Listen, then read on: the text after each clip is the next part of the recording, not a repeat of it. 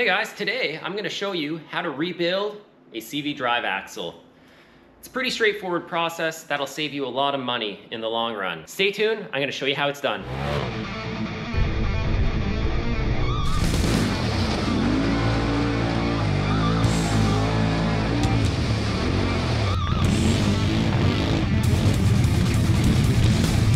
Many people don't really realize that CV axles like this one are serviceable components and not necessarily disposable when you break something. So if you break a joint, if you wreck a boot, then you can usually repair an axle for pennies on the dollar, meaning that instead of spending $200 or $300 on an aftermarket axle or an OEM axle, you can usually fix it for somewhere between $40 to $75, depending on the specific model and what you need to do. But boot kits are cheap. Joints aren't very expensive either, and the skills required to rebuild this are very minimal. You don't need any special tooling. You need about an hour of time, and you can make your used or broken joint brand new again. These axles are all pretty much the same. They may look different. The ends might be different. The shaft length might be different. The boots might look different, but essentially they're identical when it comes to how they function. This is a pretty easy process. I just want to do this because I find a lot of people are, ripping a boot or breaking a joint and then they're replacing the whole axle. This is a serviceable component. You don't need to throw this thing out. If you just pay attention to the video, you'll see how easy it is. You don't need any really specific tools for this. You definitely need some gloves. You need a bunch of cloth or rags and a nice surface to work on because it is a little messy with all the grease.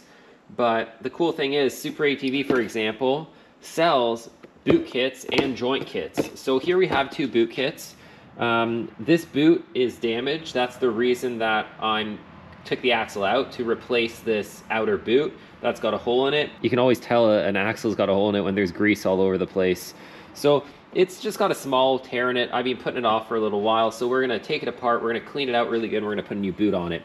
The reason I need to rebuild this axle is because when I try to pull this axle out, as you can see in a previous video, I have an axle removal video where I show you how to remove the stuck cup from a diff or a transmission. So this got stuck in the front diff, and when I pulled on the axle to try and release it, the C-clip in the axle released rather than the C-clip in the diff, because the diff was holding stronger than the axle internals, which forced me to have to pull the clamp off the boot here, and I just have to put it back together. This joint is fine, but this process I'm going to show you would apply to a broken one as well. So when you buy a joint replacement kit, it'll come with a boot, it'll come with this whole joint, either the inner and the outer, and then you'll put it onto your shaft. Let's go through this. It's really easy. It can be a little finicky at times, but I'll try and talk you guys through it. You'll need a hammer, you'll need a screwdriver, some side cutters. You'd benefit from a set of CV clamp pliers. You could also really benefit from having a vise handy. Why don't we start off by putting this joint back together. This boot can stay where it is. This joint is clean, it hasn't been contaminated. I pulled it apart in the shop. Let's open up one of these boot kits. They sell these for pretty much all the axles they sell. It comes with new clamps, a new C-clip in there. It comes with a boot, and it comes with a tube of grease that looks like it's a tube of toothpaste, but I highly recommend you don't wash your teeth with this. Well, you just want to make sure that's the same boot. Yep, it is. We have the large side clamp here and the small side clamp. Since I'm not actually replacing this boot, the only reason I took this boot kit apart, and now I've always got 2 or 3 of these in stock in the shop. I carry them in the trailer. They're just good to have. Because if you do tear a boot apart pretty bad, you can continue riding with it. These are really tough heat-treated components.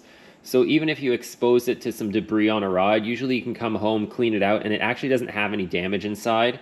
The damage occurs after you leave it exposed for a prolonged period of time. I'm gonna just use this clip, and I mean, realistically, I can put this new C-clip on, and this is the C-clip for inside the axle.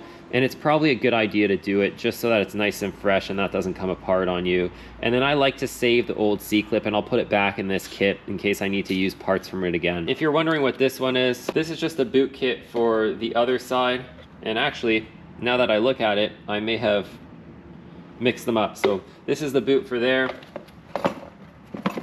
And same thing goes, this is a boot kit for the other side, and we will need the whole kit for the other side because we'll be removing this clamp and this clamp. They're not really reusable. Once in a while, if you're lucky, sometimes you can reuse them in a bind, but I don't recommend reusing them. I recommend putting on a new one because the clamps are also a very specific size. As to the boot, they incorporate the size of the joint as well as the extra size of the boot over top of it.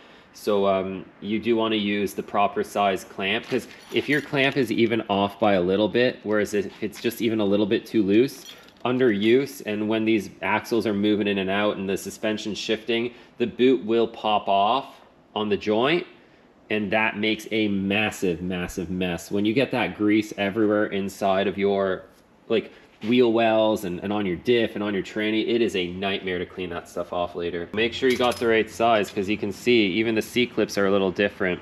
That outer joint uses a slightly bigger C-clip than this inner, and then the clamps look similar, but they're not. This one fits inside. See, this one's slightly smaller on this inner than on the outer.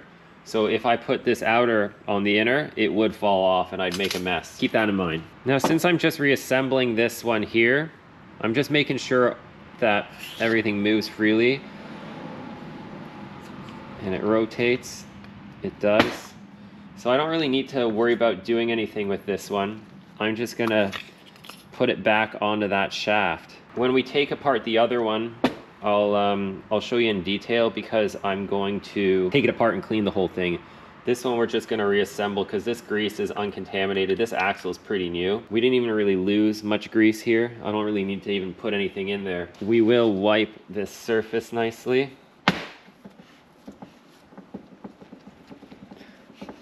Changing gloves is easier than wiping gloves. This C-clip is still good, so we'll just go ahead and use it. And we just need to line the splines up in there. We're gonna expose the shaft here, and then we're gonna get it into that spline hole in there and just kind of get it started. You just wanna line the splines up. It'll kind of fall into place, you'll feel it, yep.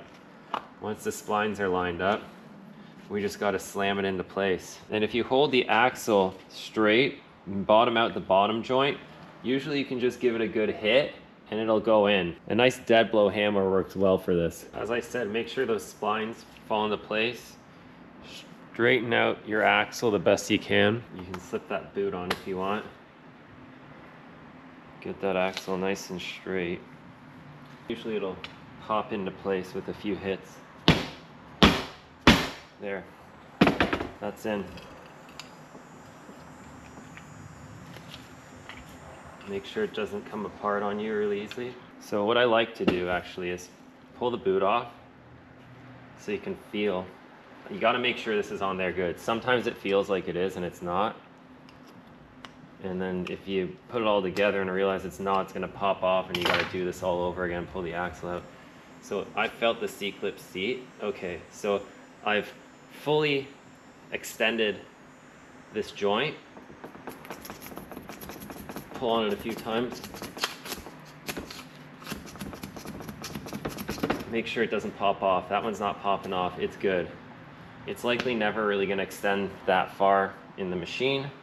So that's on there good. This one's put together, that's it. See, it just took 1 or 2 good hits from the dead blow. The key is to keep that axle straight so all the force goes straight down. There's lots of lube in there, it's slipped in there, it won't go anywhere now. So that's done. All we're gonna have to do at the end is clamp this. Now we can go on to the other side. Okay, so the first step is we're going to pull these clamps off so that we can get this bad boot off, and so that we can separate the outer joint from the shaft. You can't get the new boot on without removing that joint. So I like to just get a screwdriver under here and pry it up a little bit. And I like to get it under there by just smacking it with a hammer. Find a corner that's maybe lifting a little bit. Get under there, and then do the same from the other side, just so you can slip under there. Okay, now I got a little bit of a gap. I can pry. If you look at the the new clamp, you can see how got a bunch of teeth here, and as you tighten up, this latches onto the teeth, so it slides forward and it clicks in there, and then it can't come off. So what you basically gotta do is you kinda gotta try and move that forward. Sometimes you can do that by hitting the clamp from behind here. There's a slot and opening, and it'll pop off. Sometimes it doesn't like to though. You just gotta manipulate it. And if you're careful with this, then you can salvage these clips or these clamps. You just gotta be careful. Now, if I really wanted to, basically what I could do is I could just grab my side cutters on there now and roll it, and it'll pop open. I'm gonna see if we can salvage this clamp. So I'm just gonna finesse it a bit. It's working my way under there so I can get it in behind it. And then I can roll it off with my side cutters. Just pry it up a bit more.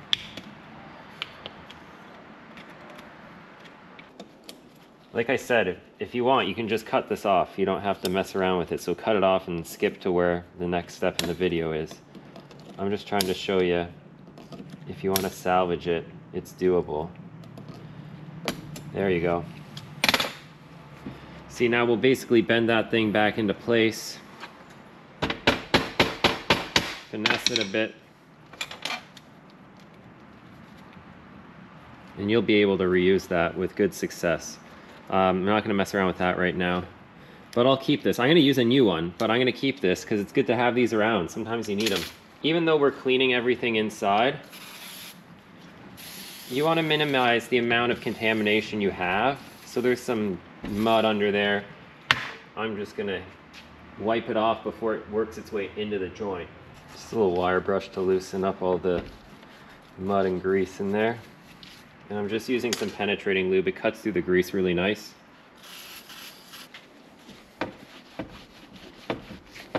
And then we can do the other side the exact same way. Should be able to pop this guy off as well.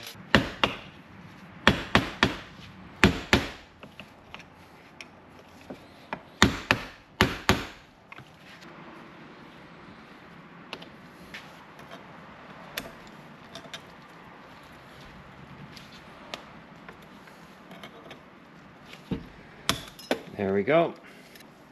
That clips off. Save that for later. Pop this boot off. Oh yeah, you can see that. Slide that boot back down the shaft. You can see all that. Those dots, that's muddy water.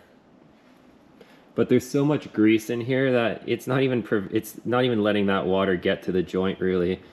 But see, that's contaminated muddy water. There's definitely grit in there. So if you can see, it's like orange. That looks like Tennessee mud or something still. So yeah, anyways, you see this joint is definitely contaminated. Now, this is where your paper towels or your shop rags or your whatever you're using to wipe you need. So just try and get as much of this excess grease off as you can. That way you can see what's going on in there. You can see that CV joint in there now. You can see all the balls. There's no real rust or anything, but there is some water contamination in there. This joint has been punctured for, oh boy, I'd say a few months. It's got at least 5 or 6 decent rides on it with a hole in it. And that involves some water crossings and some mud, and as you can see, only a little bit really gets in there, and these joints get quite warm, so a lot of that water will evaporate if you do a long ride. I don't see any rust or anything like that in there. Let's see. Well, there's a little bit of discoloration on the joint, but it doesn't look too serious. We'll take it apart and clean it and see. And I mean, hey, you know what? We might take it apart and inspect it and see it's cracked on the cup, or see that it's pretty pitted and rusted, and at that point you might want to opt to do a joint replacement rather than just a boot. These are tougher than they look. These aren't going to fail because there's some contamination or rust on them. They're usually going to fail from a large impact. That's the truth of it. They're not just going to like wear out like on a car after 200, 300,000 miles where they just break down and wear out and they get, you know, more play in them. These are going to usually break from a critical incident, like a big hit, a landing, you know, an on and off grip situation where there's a critical failure. not a long-term failure where things wear out. Next part is the worst part of the job likely, and that's separating the joint. My suggestion is the biggest hammer you've got. Not a sledgehammer, just a big hammer. You want a nice big hammer, and you're gonna have to hammer this joint off. It's gotta come off the C-clip. Sometimes you can luck out and just hammer it off like this, but I doubt it. See how it shifts? The best thing to do is, like I said, you wanna get a vise, and you wanna get some sort of a piece of like copper in between, so you hit through the copper, not this hardened metal on hardened metal, because you don't want to damage that joint. So I'll get set up in the vise. And this next part can be a little sloppy when you're hammering it and there's grease in there, so if you want, you can clean more of that out. And then you're just gonna want to hit it straight down. I've got a piece of copper I like to use here. I'm gonna put that piece of copper right against here.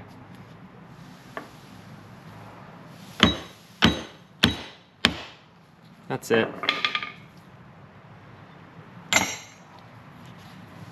That C-clip let go, that joint is off. Simple. It's all about holding it straight and directing the force right where it needs to go. Not on an angle, straight down into that C-clip so it slides down.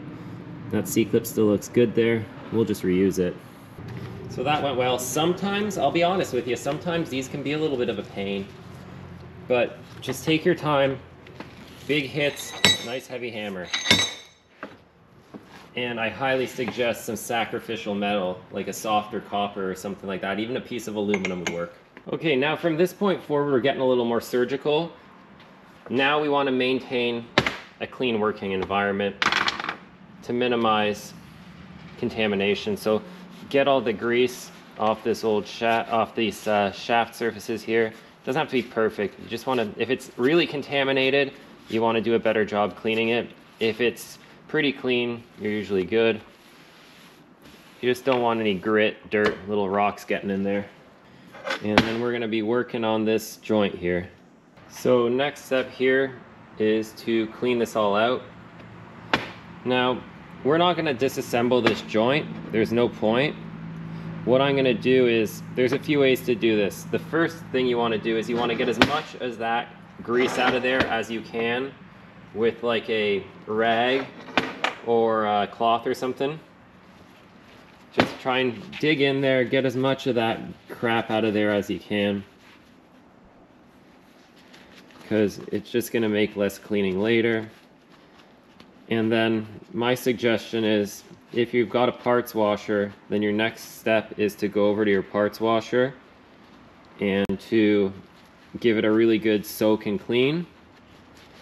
And then we'll come back here and we'll hit it with some brake clean to kind of get rid of the last little bit of contaminants.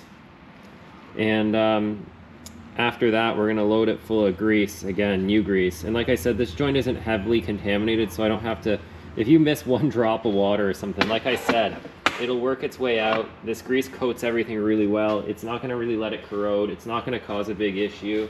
And the first time this joint gets really hot, it will evaporate. So I'm going to go take this thing over to the parts washer and give it a good clean. You guys don't need to watch me do that. Okay, I washed this thing out in the parts washer. I got like 95% of the grease. There's still a bit in there. And yeah, so I'm going to hit it with some brake clean. You can see it is a little rusty, but it's just some surface rust. The balls have a little bit of discoloration, but they're not really pitted or rusted.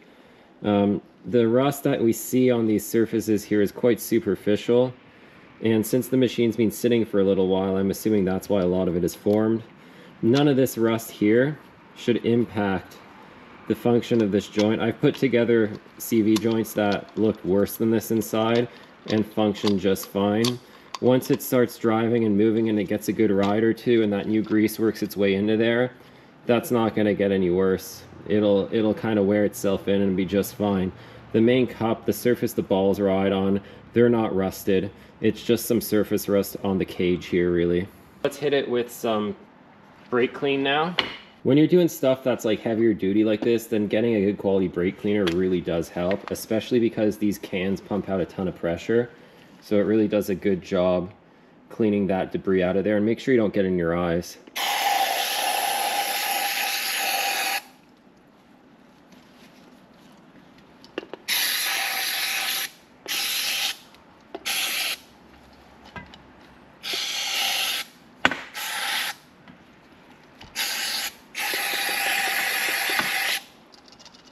go. Now you can also use a degreaser if you want, but this stuff works excellent for this, I find. CRC makes a lot of great products. They are actually the innovators of brake clean as we know it. And we call all this brake cleaner stuff brake clean, but CRC is brake clean. As you can see, it's their name. They're the ones who developed this product back in the day, over 50 years ago. And a lot of brands make it now, but they were the first. CRC doesn't sponsor the channel or anything, but in the past they were friendly enough to see some of the videos. They saw I was using their product and they sent me some various samples and all sorts of goodies. So you can see me using a bunch of CRC products. I was using these well before CRC ever sent me anything, because they're just a quality product, and they saw the content. They didn't really want anything in exchange. They just said, you know what, you like the product, we like your content, try some more of it. How much cooler, like, I mean, that's super cool. How can you beat that? So yeah, I'm lucky. Helps offset some of the costs of making these videos. Okay, there we have it. That joint is about as clean as it's gonna get. Well, besides some of that little surface rust there, but we're gonna ignore that. So this thing is ready to be reassembled, basically. There's no cracking, no actual damage. This is quite a low mileage CV joint, so there's no issues from that end. And actually, if you pay attention to it, the rust is in all the surfaces that don't have any sort of mechanical contact. Everywhere where this joint is actually rotating and moving and making metal on metal contact with obviously a bunch of grease in between, there is no discoloration or no rust. And those are the surfaces we're concerned about. These ones are just kind of idle. They don't really do anything, so we don't really care. If you guys want a little bit more info and some feedback and some thoughts on various axles, stay tuned to the end of the video. I'll give you a few thoughts there. I'm not going to load that into this section, because right now let's just focus on getting this axle rebuilt. If you do feel like you want to hang around and get a bit more info, stick around to the end of the video. Okay, so this is clean. Next step is to get this thing greased up. But first, let's pull our damaged boot off. There we go. This thing's garbage. Throw that in the trash. You don't need it. Wipe that shaft really nice. Insert your inappropriate comments here. Yes, I know what you're thinking. Grow up. Or don't grow up and just leave a hilarious comment. I'm cool with both of those. You know, lay it on me. Dish it out. Make fun of me. It'll be cool. Best comment with the most thumbs up. Let's see. Let's make it a competition. You think I polished this shaft properly? Is my technique good? Let me know in the comments section. One little feedback on the Rondo 2.0s. Their stickers used to be better. They used to stay on better. Lately I've been noticing their stickers are peeling. And I do like that they went from gray axle shafts to black though. They used to be gray. That was quite a few years ago. I'm dating myself now. Okay, double check this first. Make sure this is the right tight fit. That's on there nice. Oh yeah, that's the right one. The worst thing you can do is reassemble this axle and forget to put the boot on. Not that I've ever done that. Inspect the C-clip. Make sure there's no contamination under the C-clip. We wiped it pretty good. This one's pretty springy looking. It looks good. I don't think we need to replace it. I kind of almost sometimes just prefer to leave it. It's on old axle. I know this one's gonna work, so I'm gonna leave it there. It's already worn into this joint. Slide this. You can slide this guy out of the way here while we work on this next part. So we're gonna do the same thing we did with the other one, and I'll show you right now what we did. What we wanna do is we wanna line these lines up. See, they're lined up, and the C-clip's sitting inside the joint. The joint is tapered to push the C-clip in and lock it in, and then it clicks open on the other side. We'll go from flip it around, and we'll hammer it from the top. But before we do any of that, we wanna load the axle with grease on the inside, because most of the grease goes on the inside there, and then it'll distribute itself. So grab one of your tubes. These tubes are really handy. They're really easy to kind of squirt in there.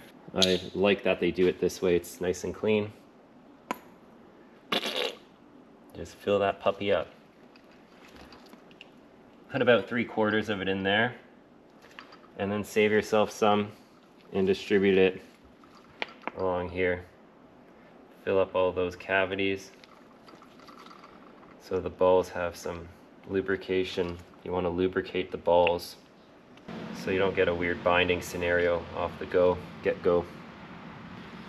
And then you can try to not get the grease on the outside of the cup so that you don't get it underneath the boot so it doesn't slip around. You want to get that boot as secure on there as you can. Oh yeah, there's a lot of it in there. It'll move itself around.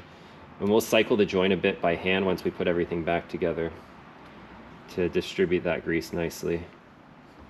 And then whatever you have left, just squeeze it into the hole there. Yeah, go ahead with the comments. Let's hear them. If you're clever, you think you're clever? Go ahead. This is your opportunity. Let me help you out. Yeah, get it in there. I'm just trying to get the grease in there, yeah. Everyone knows we don't... If you're a 30, 40, 50-year-old man driving a side-by-side, you've already proven to me you haven't grown up yet, so welcome. We're amongst friends here. Glove swap. No glove, no love. Okay, boys, you ready for your procedure? We'll take our axle and we'll try to line up the splines so they kind of, you'll feel them line up. Yep, flip it around. You can control this joint a lot better by holding your hand up here. This nice and straight on there. Bottom out the lower joint. And then since we're smacking it here with a dead blow, it's okay. There we go, that went on there good. If you had to hit it harder, and if you're not using a dead blow, you're using metal, put your nut on here before you hit this and damage those threads. Because then you need to replace the joint if you crush those. Okay, that's slipped on there nice. Pull it back a few times. Hear that? C-clips engage, it's not coming out. That's good, that's done. Let's get this, okay, see I got a bit of contamination there. Let's wipe the outside of this joint as well as we can. Mostly just focus on the surface that the clamp will be seating on. Don't worry about the rest for now. And let's slide this clamp up so that we can prevent making a big mess. There we go, it clicks into the groove there. That bottom one slips up and it clicks into a groove as well. And then we're pretty much done here. See, now the joint's functioning nice. That grease is already kind of getting distributed in there. Before you put the clamps on, give it a few more pulls. It's not coming out. Plunge it, pull it out, extend it. Give it a good rotation. Disperse that grease. Oh yeah, it feels great. Now the joint's gonna feel like it's binding and it doesn't work and it's broken and something's wrong when there's no grease in it and it's dry, because the metal on metal is just, it's gonna be fighting itself. Once you put the grease in there, it's like butter. And I mean, that just reminds you how much that stuff does, right? Okay, I made a little boo-boo. Not really, I'm trying to make this video and I'm trying to keep my mind wrapped around everything. I was telling you not to forget to put the boot on, and I forgot to tell you not to forget to put the clamp on. You should slide that clamp on first before the joint goes back on, but it's not a big deal if you don't. You can easily just open these guys up. And then you can just open it a bit and put it over. Just like that.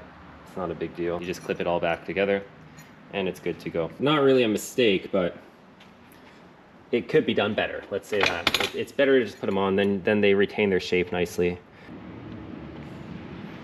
Now we'll slide this clamp on this side, and this is where you're going to use your CV clamp pliers if you have them. But if you don't, you can still get these secured. This is what the CV clamp pliers look like. I believe I got these ones through Super ATV. I suggest if you're going to do this, get a set, throw them in the toolbox, and you'll always have them. And they're easy, so just make sure, let's start with a small clamp. Make sure it's in its groove. Doesn't really matter on orientation where you lock it up. So just get your pliers open, get them around the first tooth and then the furthest tooth. Make sure it's lined up properly before you squish it, and then you basically just squeeze it. That's the click you're listening for. Once you hear that click, it's in, and I like to give it a little tap here just to lock it in. Because sometimes, see, that's sticking up. If you just give it a little tap here, I feel it locks them in better, so they don't want to open on you, or they don't grab anything. There, that's that. That guy's locked in there. The proper pliers make a big difference. You can get away with using a set of these, like these channel lock top wire cutter things, but you gotta be careful so you don't cut them, and they don't always open up enough. Now let's do this one. Let's wipe that quickly. And then we'll slide this clamp over. Just like that. Over the first one and then over the last one. Just get it on there so it's holding. Center it. Center your pliers too. Make sure it's all the way around in its groove. I just felt it pop in. Yep. Make sure the boot's seated properly and then squish. Hear that? It clicked in there, it's good. And then we'll lock it up. See, I don't know if you can see on the video, it's a little lifted there. I just would like to close it up a bit. There. That's on there good. That ain't going nowhere. Make sure it's all even. Here's one more. Good. We'll do this one now. Me. Same thing. Top and bottom.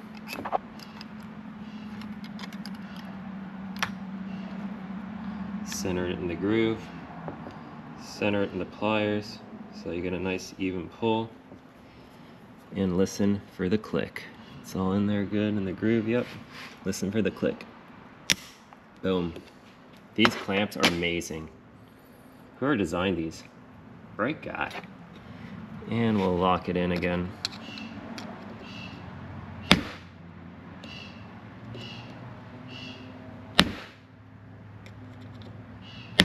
That is how you rebuild an axle. Super easy. Okay, last thing I like to do is I like to make sure this is all working. Check the joints one more time. Just do a full articulation of them.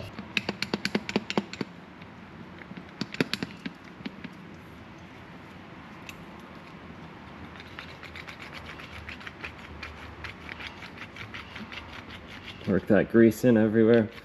See, this inner joint's got a lot more plunge than the outer, but the outer still has some. A lot of stock axles don't have plunge on the outer, which leads to a lot of broken outer joints. This little bit of plunge gives it that ability to fight that bind on full extension or on tight angles. So this is the one we cleaned. Shake it around. Get that grease in everywhere, just so it's there when you install it. Once you start driving it for a minute or two, gravity and rotation will take care of the rest. G-force. Yep, C-clips in nice, you can hear it holding. This joint's good to go.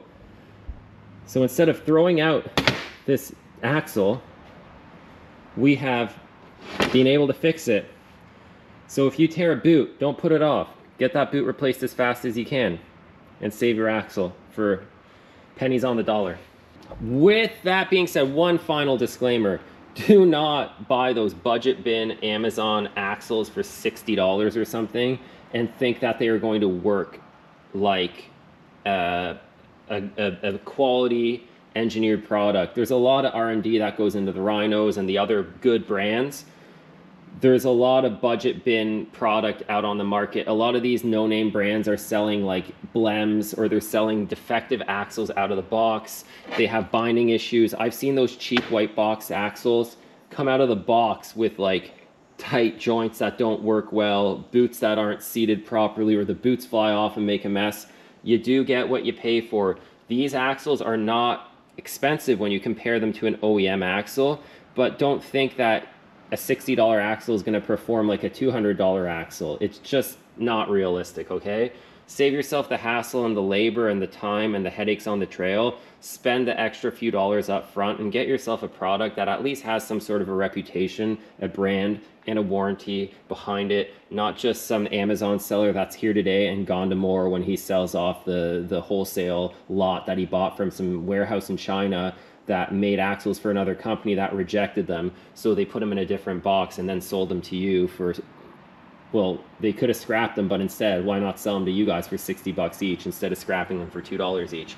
That's the reality of it. Seriously, I'm not exaggerating. I've got some first-hand knowledge about a few brands like that I will not mention here out of professionalism, that have done things like that, and are changing brand names. There's so many brands out there online now with eBay and Amazon that, you know, they'll sell under one brand name for a year or two, destroy that brand name, switch brand names, sell the same product in a different box. Or there's some companies that are literally taking an axle from China and putting it into 5 or 6 different boxes, and then 5 or 6 different prices sold through 5 or 6 different distributors with 5 or 6 different marketing claims and sales pitches. But at the end of the day, they're all the exact same product in a different box.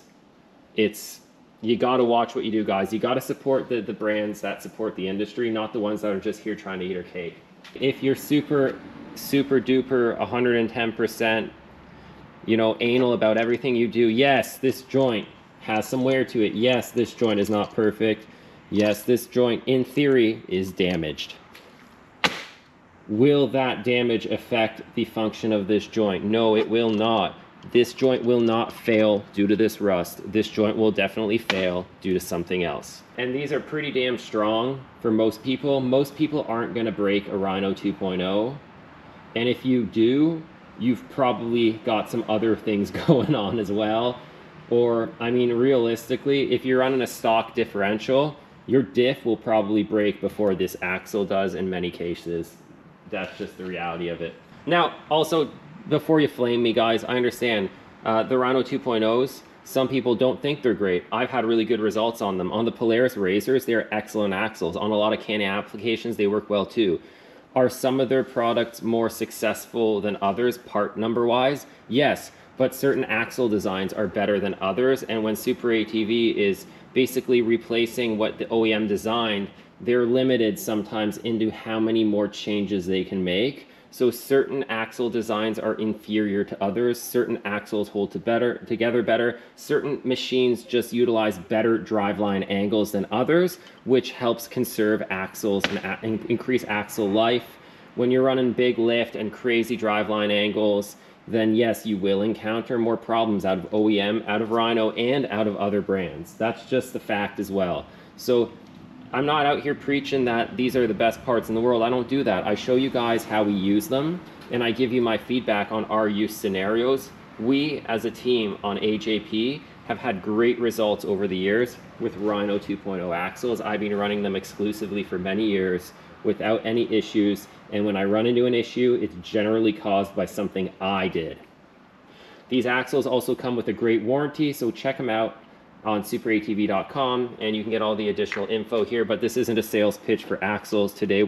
This axle video doesn't matter what axle you're rebuilding. You could be rebuilding an RCV, you could be rebuilding an OEM axle, or a Rhino, or one of their other competitors, a Turner or whatever. It's going to be the same inside, basically. Well, that's that, guys. Pretty easy. We got a pretty much brand new axle here. I'm going to throw this back on the RZR, and we're going to be good to go again. I just extended the life of this product by who knows how long. And I just want to remind you guys, remember, not all parts on your machine are disposable. A lot of them are serviceable, the axles being one of those components. So I hope this video was informative. I hope it taught you a thing or two, and I hope it showed you that you can save a few dollars by repairing a component on your machine rather than replacing it. If you'd like to stay up to date on current projects, whether they're shop related or trail rides, then follow us on Facebook and on Instagram. If you'd like to help support the channel in another way, then check out our Shopify store. You can get some cool shirts. We're gonna have hats soon. We got stickers on there, all sorts of goodies. We're always adding new things. I've got a bunch of new merch designs coming that I think you guys are gonna like. And I've also got a bunch of new trail riding content coming your way, as well as a variety of shop-related videos like this one. Leave me a comment, let me know what you thought, let me know what kind of videos you'd like to see in the future, and please don't forget to subscribe to the channel and smash that like button. As always, see you in the next video. Ride safe out there.